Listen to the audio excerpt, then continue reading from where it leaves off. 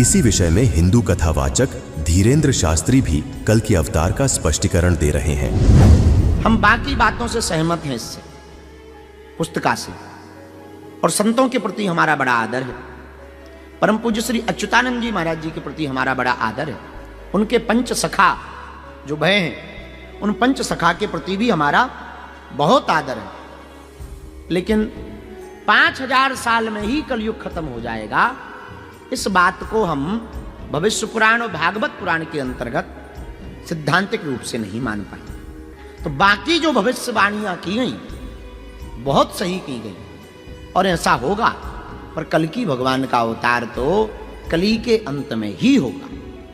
हाँ, भगवान अभी वर्तमान में धर्म को बैलेंस करने के लिए, प्रकृति को बैलेंस करने के लिए, सनातन के प्रति हो रहे कुभाव और कुमर्यादाओं के कारण जो आस्था घट रही है, उस आस्था को बनाए रखने के लिए भगवान का कोई चेतना या भगवान का अंश अवतार ले सकता है, पर कल की अवतार तो कलयुग के ही अंत में होगा।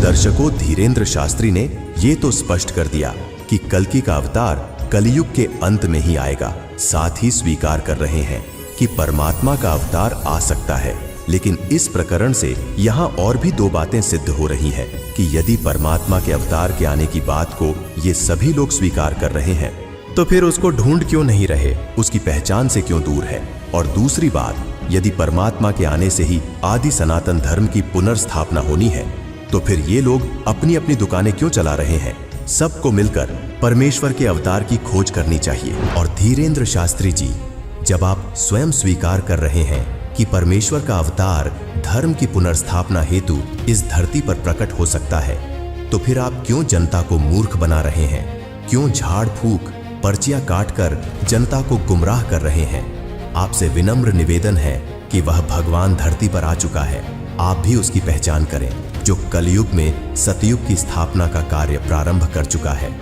वीडियो को पूरा देखने के लिए फैक्टफुल डिबेट्स यूट्यूब चैनल पर विजिट करें।